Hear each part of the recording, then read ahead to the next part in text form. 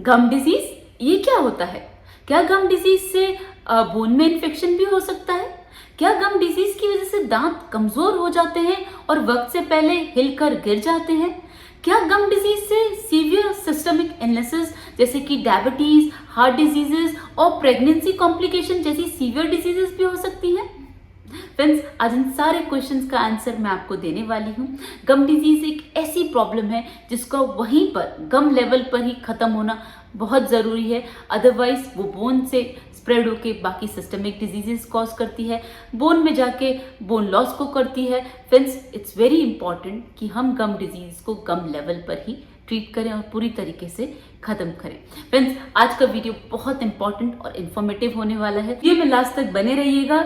अगर कोई भी डाउट होता है, कोई भी क्वेश्चन है, आप कमेंट सेक्शन में मुझसे पूछ सकते हैं। चैनल को अभी तक सब्सक्राइब नहीं किया तो प्लीज कर लीजिएगा, लाइक और शेयर का बटन दबा लीजिएगा। तो लेट मी स्टार्ट क्विकली।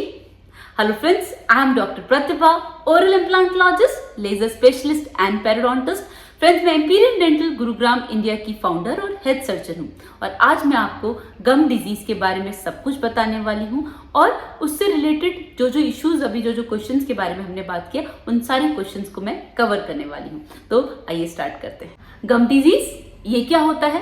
सबसे पहले आप इतनी बात को समझिए कि हमारे माउथ में हर 12 घंटे में एक लेयर फॉर्म होती है जिसे प्लाक कहते हैं।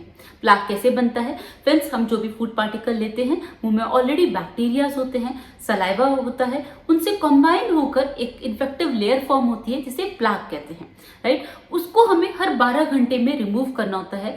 अगर हम उसे रिमूव नहीं करते तो हार्ड होके एक मिनरलाइज सब्सटेंस बना लेती है जिसे कैलकुलस कहते हैं। Alright? तो that is why again and again we say that हर 12 घंटे में या 2 बार दिन में ब्रश करना बहुत जरूरी है, first thing in the morning and last thing when you go to bed, right? तो जस्ट इन केस अगर हम रिमूव नहीं करते हैं प्लाक लेयर को तो वो हार्ड हो जाती है। फिर उससे क्या होगा? तो टूथ सरफेस पे जो लेयर है, अब वो जब गम सरफेस पे चले जाएगी तो वो गम को इन्फेक्ट करना चालू करेगी। अब उसका जो प्रोग्रेशन है वो स्टार्ट हो चुका है। तो जब वो गम लेवल पर इन्फेक्शन पहुंचता है तब उसे गम डिजीज कहते हैं। तो अब आपको कैसे पता चलेगा कि आपको गम डिजीज हो गई है? सबसे पहले जो हमारे कोरल पिंक कलर गम्स होते हैं फ्रेंड्स, वो रेड होना चालू हो जाते हैं, राइट? तो अगर आपको ऐसा दिख रहा है कि मसूड़े गम्स अब रेड कलर में आ रहे हैं, that means gums disease start हो चुकी है। उसके बाद जब आप नॉर्मल ब्रश भी करते हैं ना तो आपको स्पिट में आप देखेंगे कि ब्लीडिंग हो रही है। वो इनिशियल साइन एंड सिम्टम्स में आ जाता है कि अब आपको ब्लीडिंग होना चालू हो गया है। दैट मीन्स गम्स में कहीं ना कहीं इन्फेक्शन अब पहुंच चुका है। उसके बाद अब ये इसको अगर हमने थोड़ा सा और इग्नोर किया तो अब वो गम्स की स्वेलिंग करेंगे। नॉर्मली गम्स हमेशा थिक पिंक कलर के होते हैं और वो टाइटली टूथ को होल्ड करते हैं, लेकिन जब टूथ में इन्फेक्शन गम्स लेवल पर पहुंच जाता है तो जो टाइटली गम्स आपको होल्ड करे हुए थे टूथ को, अब उनमें स्वेलिंग होने चालू हो जाती है। क्यों? क्योंकि अब वहां पर इन्फेक्शन अंदर जा रहा है। तो जो टाइट पिंक कलर गम्स थे अब वो स्वोलन रेड कलर के गम्स होना चालू हो जाएगा। और जो initially bleeding once in a while brushing के टाइम पे हो रही थी, अब उसका प्रोग्रेशन बढ़ता चला जाएगा। ब्लीडिंग आप देखेंगे कि अगर आप दबा भी रहे ना तो भी ब्लीडिंग होगी। तो दैट मीन्स अब इन्फेक्शन स्प्रेड हो रहा है और गम डिजीज प्रोलॉन्ग होती जा रही है। गम डिजीज को जिंजिवाइटिस कहा जाता है। जिंजिवाइटिस मतलब गम्स को टर्मिनोलॉजी होती है जिंजिवा, और उसका जब इन्फ्लेमेशन होता है तो जिंजिवाइटिस होता है। तो these are gum disease, okay? अब गम डिजीज से बोन इन्फेक्शन कैसे होता है? फ्रेंड्स, गम्स के थोड़े ही नीचे 2 से 3 mm नीचे बोन होती है, जॉ बोन होती है। तो अगर हमने गम डिजीज को वहीं पर ही कंट्रोल कर लिया, राइट, प्रिवेंट कर लिया, उसका ट्रीटमेंट ले लिया, तो वो बोन लेवल तक नहीं जाएगी। तो आपको बहुत ज्यादा जरूरी है कि आप इनिशियल साइन और सिम्टम्स को इग्नोर ना करें। जस्ट इन केस अगर आप इनिशियल साइन एंड सिम्टम्स को इग्नोर कर देते हैं, राइट, क्योंकि ये बहुत ज्यादा पेनफुल कंडीशन नहीं होती है और हम ज्यादा अवेयर भी नहीं होते, तो बाय चांस वो इग्नोर हो जाती है अगर हम अपनी ओरल हेल्थ को लेके ज्यादा केयरफुल नहीं है। तो अगर वो इग्नोर हो गया उस पॉइंट से, तो गम से अब इन्फेक्शन बोन में चला जाएगा, राइट? अब जैसे इन्फेक्शन बोन में चला जाएगा तो बोन क्या होगी? वो गलना चालू हो जाएगी, राइट? तो बोन का क्या रोल है? बोन का रोल है टूथ को टाइटली होल्ड करना, गम्स का है रोल कवर करना, और टूथ का जो टाइटली होल्ड करता है, जो उसकी नींव पक्की किससे है, बोन से है। जब तक बोन ने टूथ को टाइटली होल्ड किया हुआ है तब तक आपके दांत मजबूत हैं, उन्हें कोई नहीं हिला सकता। लेकिन जैसे ही बोन में इन्फेक्शन होता है तो धीरे धीरे बोन गलना चालू होती है। अब जैसे जैसे बोन गलती जाएगी वैसे वैसे टूथ का सपोर्ट कम होता जाएगा, तो उससे क्या होगा, दांत कमजोर होंगे, राइट। तो अब आपको कैसे पता चलेगा कि आपके बोन में इन्फेक्शन हो गया है? फ्रेंड्स, उसके इनिशियल साइन एंड सिम्टम्स में आप देखेंगे कि अब ना दांतों से जो चबाने की, प्रेशर लेने की जो क्षमता थी ना, अब वो कम होने लगी है। आपका च्यूइंग प्रेशर आप अब ज्यादा इफेक्टिवली नहीं ले पा रहे, राइट। अब दर्द भी होना चालू होएगा, right.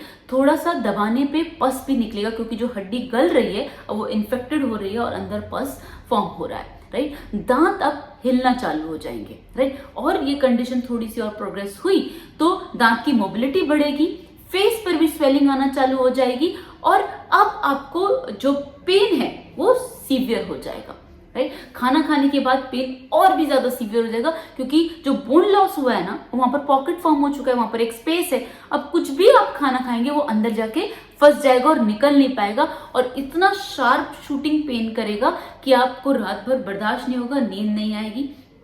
So this condition becomes very very complicated, but most importantly ना, कि हड्डी का गलना, ये मतलब इट्स नॉट इजी आप बोन को रीजनरेट करें, though we are specialist of it. लेकिन अगर एज हो जाती है तो बोन का रीजनरेशन बहुत डिफिकल्ट हो जाता है, क्योंकि एज के बाद हमारे सेल डिजनरेट होते हैं, तो रीजनरेशन पावर बहुत लिमिटेड हो जाती है। और गम्स और बोन डिजीज, पेरोडोंटल डिजीज तो लेट एज में ही होती है, अडल्ट एज में ही होती है।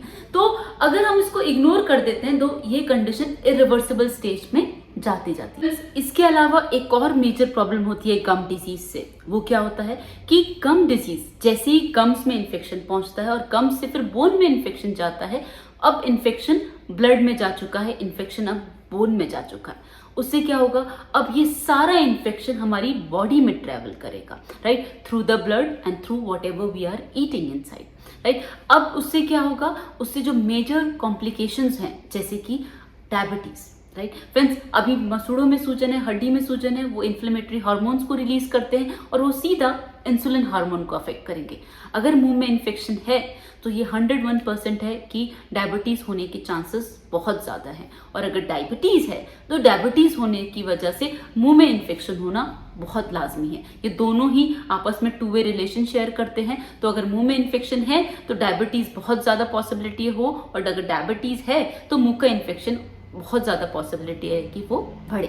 उसके अलावा एक मेजर कॉम्प्लिकेशन है, वो है प्रेगनेंसी कॉम्प्लिकेशन। फ्रेंड्स, आपने भी देखा होगा प्रेगनेंसी के टाइम पे मसूड़े ढीले हो जाते हैं, उनमें से ब्लीडिंग बहुत ज़्यादा होती है। क्यों? क्योंकि हार्मोन प्रोजेस्टेरोन बहुत ज़्यादा हाई होता है, राइट। उसकी वजह से प्रेगनेंसी कॉम्प्लिकेशन वो बहुत ज़्यादा बढ़ जाते हैं। Friends, gum disease is very dangerous during the pregnancy. ये बहुत ज़्यादा ज़रूरी है कि अगर प्रेगनेंसी आप प्लान कर रहे हैं उससे पहले ही आप अपने सारे ओरल इन्फेक्शंस को रिमूव करें और प्रेगनेंसी के दौरान गुड ओरल हाइजीन मेंटेन करें, अदरवाइज प्रेगनेंसी कॉम्प्लिकेशन होने के बहुत ज़्यादा। उसके बाद heart disease, brain stroke, hypertension, ऐसी मेजर सिस्टमिक इलनेसेस हो सकती हैं। Friends, it's very important to stop the gum disease at the gum level only. I request you all, don't let gum disease to spread to the bone and rest of the body part. If you just control the gum disease at its initial level only, आप इस harmful disease के progression को वहीं पर prevent कर सकते हैं। Thank you so much.